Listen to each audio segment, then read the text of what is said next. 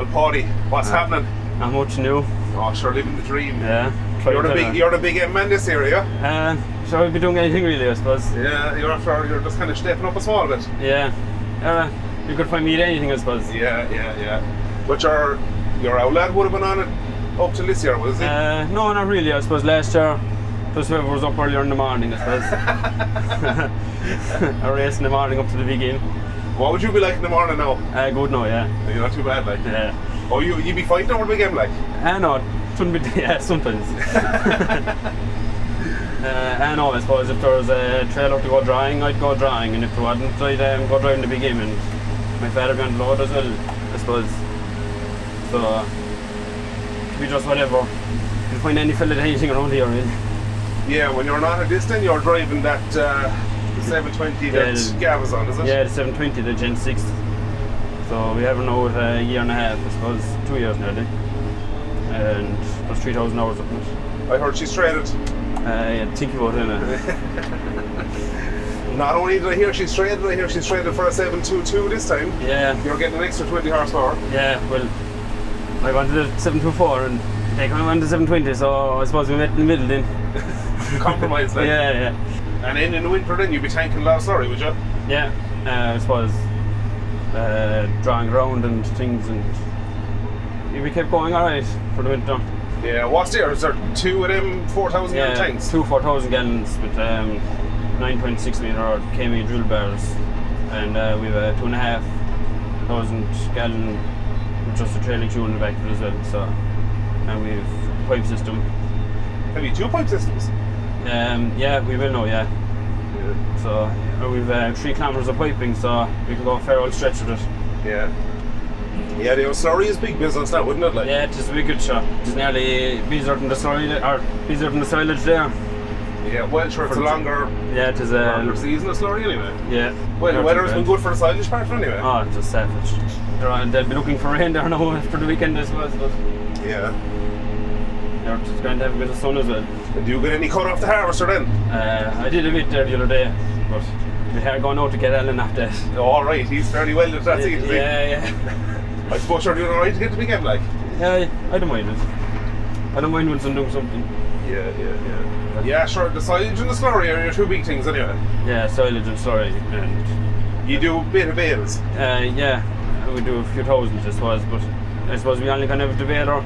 If it won't fit in the pit, we can just go home and put on the baler and bale it up, you know? Yeah. We do baling for fellas, but that was the main reason we got it that time, just because there was a lot of steps cut up kind of heavier and they weren't fitting in the pit, so we kind of got the baler just to bale it up. And you'd have probably a lot of dairy farmer customers that have paddocks gone strong as well, I suppose. Yeah, we do a lot of that. Yeah. So we have a 4-rotor rake in as well, so it'll make it into a big swat, so at least you're not driving around all day chasing 30 foots. Yeah. Is he what, one 30 foot rake and one 50 foot? Yeah. The 2-rotor is still handy to have, like. Yeah. And no need for any of them today? No. You're just swarting this literal, I'd say you're not even half an hour in front of the harvester.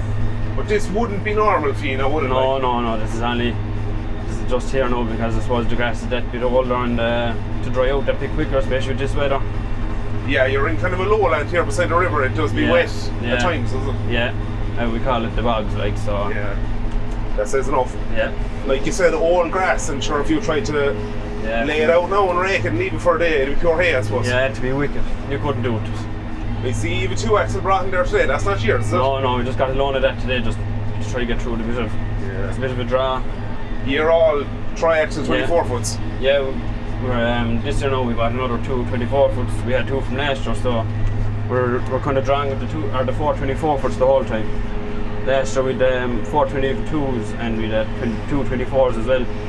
But there was always 5 of them drawing, there'd be 2 24s and 3 22s. Yeah. But you weren't really getting the advantage out of the 24s because the 22s were always catching them, like. They'd be faster to fill because they're smaller, they're a bit smaller, and they'd be faster to tip up because they've a less of a stage and ramp tipping up, like. Yeah. And they're that bit lighter to pull around as well, like, you know, so. Maybe a bit faster on hills. Yeah, so they're always catching the 24s. So this year then we got all 24s and there's actually an awful lot better job. You know, you really see the advantage of the 24 for trailers, like. because they're nearly, any draw we go, they're nearly keeping there, so going the whole time, you know. And you get away with the 4, like. Yeah. So, especially the way the staff are going at the moment, it's just handier to pull back a trailer and maybe get bigger ones, because our tractors are able for them anyway, and we've no bother with yards or gaps or anything like that, so yeah. we just have the rear steer on them then as well. So they're plenty good enough for us anyway. They'll go everywhere you need them to, like. Yeah, there's no bother that way. To be fair, all the customers we found enough did widen the gap if we wanted them to, like, so. Yeah. Well, sure, look, a 24 with a steering axle will go anywhere the 22-foot non-steer will go, like. Yeah. Because our pivot axle at the front is further forward, like, and then you have a better tail swing following you. And yeah. No, they're a savage trailer, the brands. They're a mighty job. You seem to get the handiwork anyway. I seen you at the Maize the other day again, and you there sitting up in the power harrow happy out, and the other poor lad pulling the rolls of plastic. He loves it. Huh? He loves it. Be picking stones and all that crack too. I'd say it's a few stones you'll be picking now. Yeah. Well, I give him a hand, like. Yeah. Just not you today. supervise, like. Yeah. He does a good bit on Maize as well. Yeah, we do. We did good all year with this year. I don't know how many acres, but I'd say we did the 450 or 500 of it anyway. You know, there's a good bit to be done under plastic. Like, there's a lot of work in it. Yeah, like not every fella around here has the machine for the plastic, have they? No, not really. You've just the one machine at 6 rows, is it? Yeah, 6 row, Sam's row.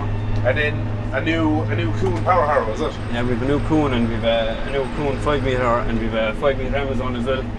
So we put a grass box up in the 5 metre Amazon this year. So right. She's kind of more for the grass eating now, But you find the Kuhn a super job for going for the Maize, like she's a great harrow. Yeah, she's a good old harrow. She's a bit lighter than the Amazon, but it's still doing good work, like, you know. Yeah. And faster to change the trails. Changing the tines there, you'd have it done in no time. There's only one pin and the whole lot comes away with it, you know. With the Amazon, there's a heap of dirt builds up around the stools and you go there with a screwdriver, fork it all out of it, you know. Right, yeah. And then you have to 2 pins and the tine comes away, like, but it's just an awful lot easier with the Kuhn. So you'd save a lot of time there, like. Yeah. But the Kuhn tines, you'd get more out of them anyway. Alright. Yeah, they're a good time.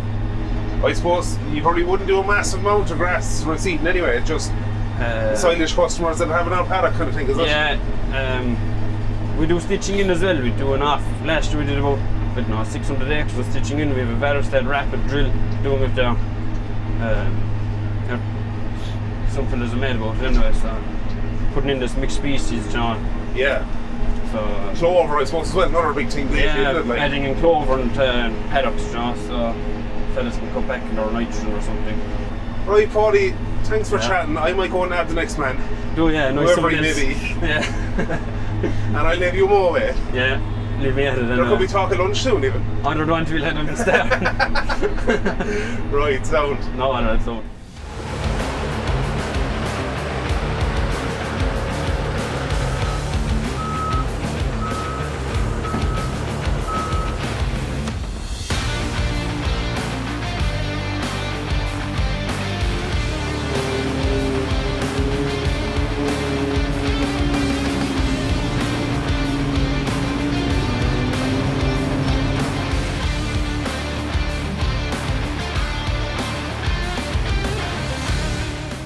For a man that's so good to talk off camera, you're very nervous looking there now.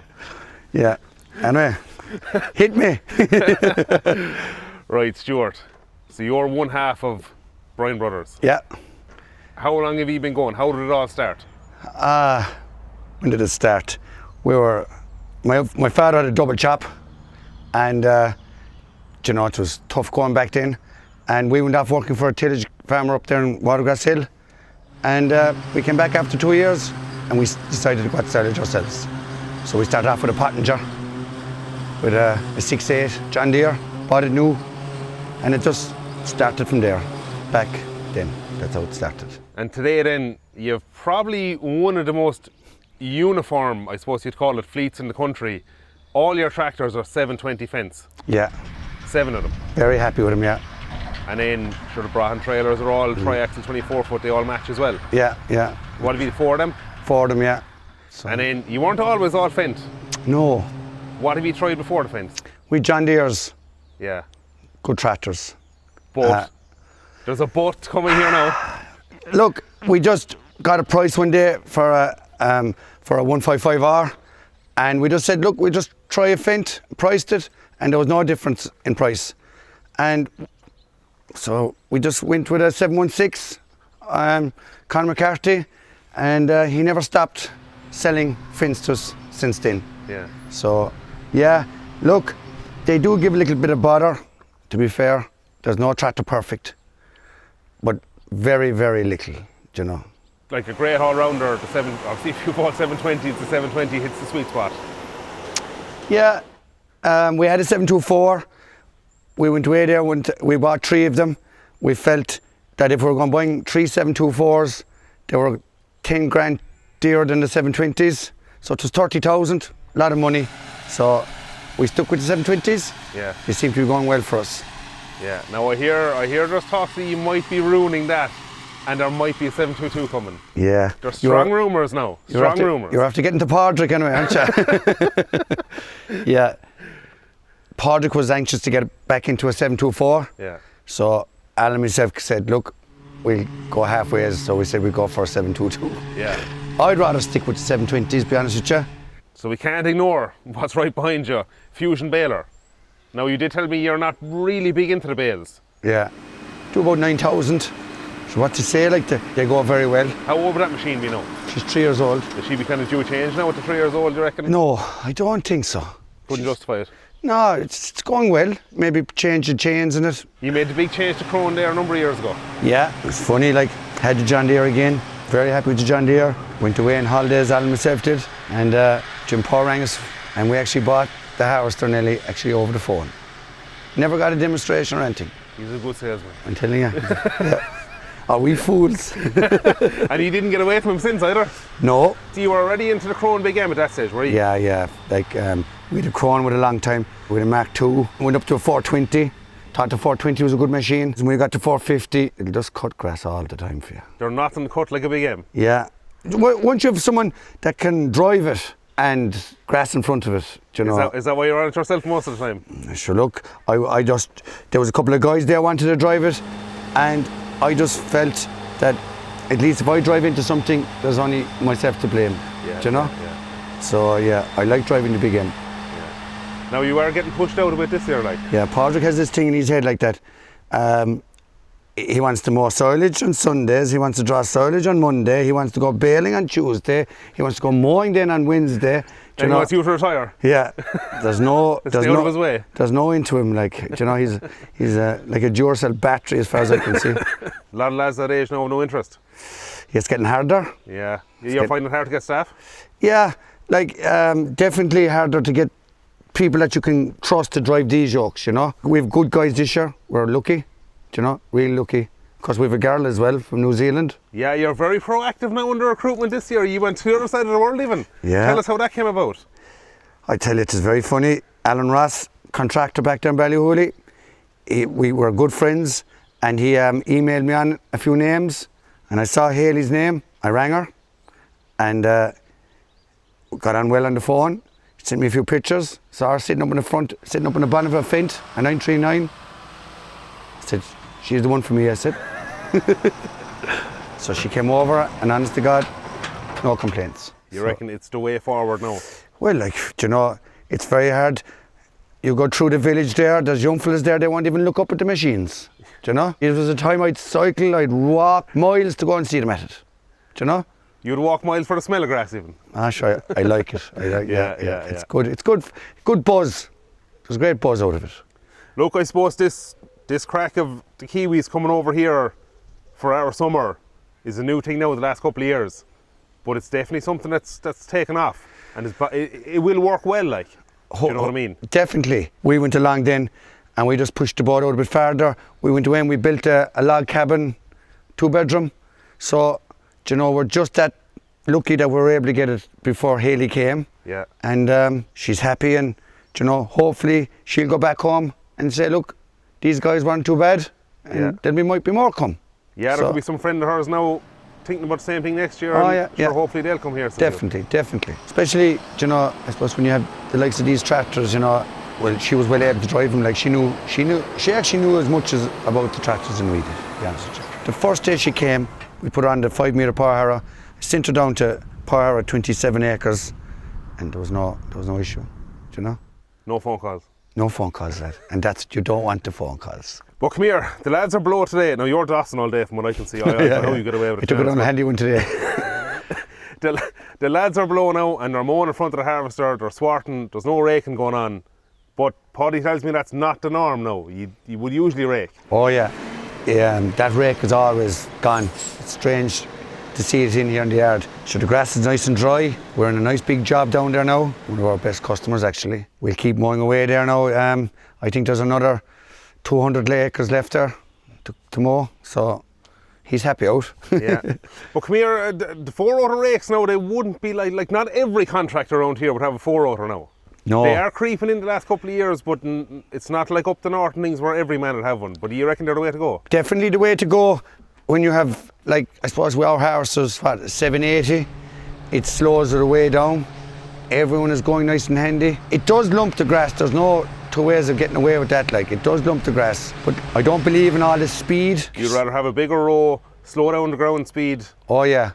Bigger trailers, less going into the yard, less tipping up. Do you know, the loader then sweeps away the load. And no bother to the 110? No. She's your baby? Oh yeah. Yeah, very. Yeah, the Volvo 110H, they're good and heavy, good power. I don't know, am I allowed to talk about this now, but there's a new truck around the yard.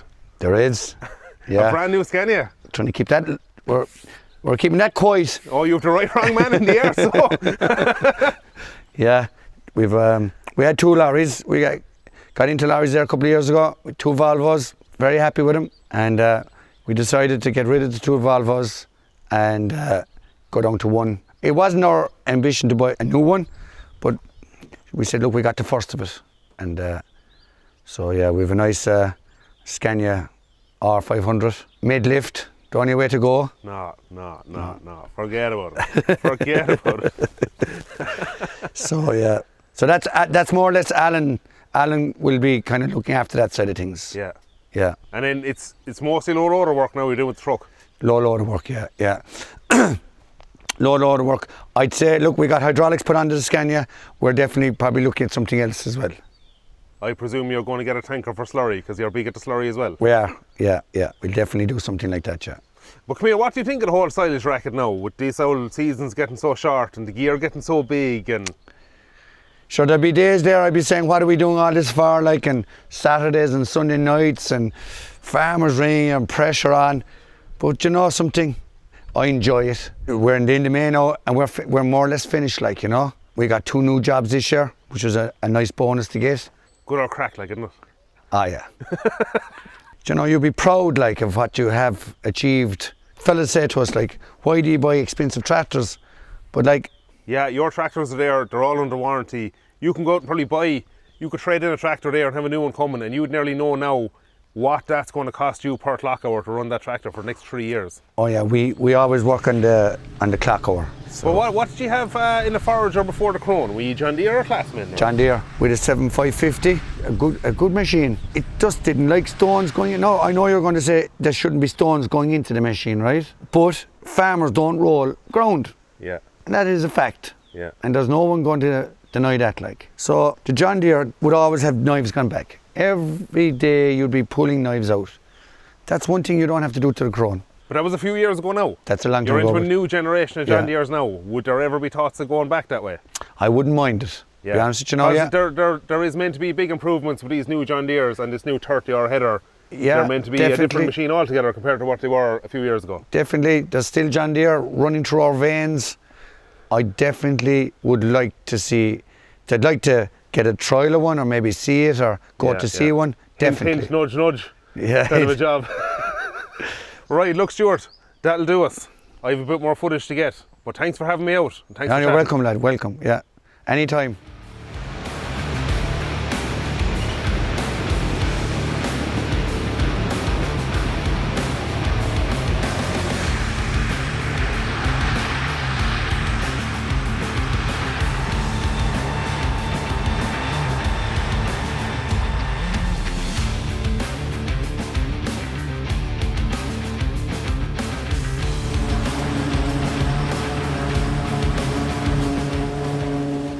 we make a lovely couple, don't we? In fairness now. Do you know, if you're ever stuck for the old visa now, you need someone to marry, like, I'd sort you out. Hey, look, you're not. I wouldn't even charge you. You're not even the first one to say that either. So someone beat me to it, is what you're saying. Well, you're not first in line, no. Oh, Yeah. I wasn't going to get down on one knee anyway, so. That's as good as you're going to get now. Hold up. Right, so, Hayley. Yes. Last time I seen you, well, the last time I seen you was yesterday. But before that, last time I seen you, you were back in New Zealand, at home as you call it. Did you ever pull anything like this Bryan Silage trailer before? Because it's mostly trucks over there, isn't it? Like. Yeah. So I've done silage for 4 years now, and it's been a variety of trailers. Seem to always wind up as a bin chicken, but I don't mind. It's, you know, you get a bin chicken. A bin chicken. That's what they call trailer drivers over there, is it? Yeah. Is it not a thing you've heard of? I've heard it on TikTok from like American lads or something. I'm not sure, but Yeah. So it wasn't 100%. yeah, no, it's bin chicken. So you know, you just fluff around, go from A to B. No, so yeah, I like. Over here, I'm actually really enjoying being on a bin. I'm getting to see a lot of the countryside. Yeah. So it's a big advantage. Like. Yeah. Is this kind of your first time away from home? Yeah, no, it is my first time away from home for, I guess, this kind of period of time. So you're living right beside Alan's house here, like, and you're like part of the family now. Yeah, so definitely. You're not too homesick. No. They've definitely made me feel very welcome, very at home. It helped me settle in very nicely. Yeah. So. Yeah, because like going back years, Irish young lads mostly always went to New Zealand every year. And you'd never really hear it. But Kiwis coming over this side is a very new thing in the last couple of years, I think. Yeah. Because of the driver shortage here, and I suppose, look, a few years ago, we'll just say, for example, Bryan Bros. Now, they wouldn't have went to the hassle of setting up accommodation for someone from New Zealand. Yeah. Because they had enough of locals to do it. Yeah. And every contractor was the same. But now it's so hard to get people around here. They're obviously going to go that extra mile to accommodate someone like yourself, I suppose. Yeah. So it's probably something over the next few years is going to get very common. Yeah, definitely. And I think, you know, like I've had a few people at home now ask me how I've gotten onto it and everything like that. And now that I've kind of explained how I've gone through the process of getting over here, a lot of them are very interested in coming over as well. What is the story with the visa when you're coming this way? Because I haven't a clue. Do we have working visas in Ireland, or what do we have? Or? Believe it or not, you do, yeah. I applied for my visa back in January, and it was in my mailbox by February. I just filled that out, paid, I think it was 180 New Zealand dollars or something. Yeah. And sent it away in the mail. It's 12 months, but when I landed and got into Dublin there, she was asking, you know, where I was staying and how long I was going to be here for. And I just said to her, I was like, look, roughly 4 or 5 months, could be longer. And she said, well, if it's longer than 3 months, you have to go and get immigration paperwork from the guards. So I need to go get that sorted. So I'm not here illegally. Yeah. Hate to get kicked out. You don't want that anyway? No. Had you any bother so far now with the big old trailer there, the tight yards and stuff? They are a big old trailer for here, like. They are. Not gonna lie, I quite like the Bryan trailers. And the triaxles, I mean, look, it's just an extra wheel or two, so it's just, I don't know, like, I personally quite like them. Yeah. And I haven't had any troubles. They're quite manoeuvrable, like. The steer axle is a good job, like. Yeah. It's definitely your best friend in some places. Well, New Zealand is a bit bigger than here, I suppose, like, the scale of things. We're a lot longer. Yeah. But even the size of the jobs and stuff, like, and even the size of, like, the tractors and machinery and stuff, like. And even, like, talking to farmers around here as well about, like, their herd sizes and stuff, and then, you know, they're like, oh, you know, what's an average herd size for you guys at home? And, like, to be fair, it varies between, I don't know, 150 to, it could be 2,000, you know? Yeah. It's such a broad scale of what an average size herd is at home. But it is probably up like 600-700 is probably the average. Like, yeah, no, whereas around here, average herd size is maybe, I don't know, 200? Yeah. 220 maybe, I would say, for Ireland. Yeah. So, yeah, there is a bit of a difference, like. But there's a lot more rules and regulations here as well. Like, especially with slurry and stuff. Yeah. There's not that much slurry spreading in New Zealand, like. Not not on like the way that it is spread over here, and not on the scale that it's spread like at home. You don't have them up in TA, really, do you? Irrigators? Yeah. Yeah. But not on the scale they have them in the South Island. Not on the size scale. Yeah. We typically have one that you can run behind the bike Yeah. out into the field or the paddock. Whereas in the South Island, they have lots more water from their glaciers and stuff, and they would have a pivot irrigator in like every paddock. Yeah. Whereas yeah. I didn't really see that in the North Island. I just realised my tragic nail.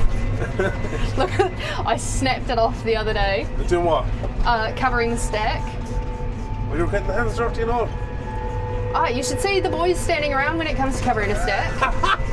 Shots fired. You ask Stewart when you interview him. You ask Stewart how covering stacks go and who's in charge when it comes to covering stacks. Hands down, he'll say me. Show us the nail. Hold it up there. I won't hold the individual finger up. But there'll be girls out there that'll know the pain that causes. That ripped off my nail, and boy did it hurt. Watching the Crone chopper. What do I think of them? Yeah. Because they're not that popular over your neck of the woods now. No, so I actually sat next to one a few years back. I sat next to a 630. Yeah. I did that for a season, so look, they're not a bad chopper. I do have my one true love, and I was talking to the chopper about it the other day. The chopper. I was talking about to the chopper driver about it the other day, and he New Holland. New Holland Forager. Yeah. Stop now. Yeah. Stop. Yeah. What do you like about them? See, I don't drive them, so I can't really comment much on them. But it's just it chopped. It's really good. Very scientific explanation there. It got the job done. Alan is not a bit happy with his mowing job. No. Oh, he's going to get sacked off the game. We're going to have to do some meditation at the end of the day. Involved. Do we have to do like an outro kind of thing with these things or no? Do we have to know? Just no. like a cut. Yeah.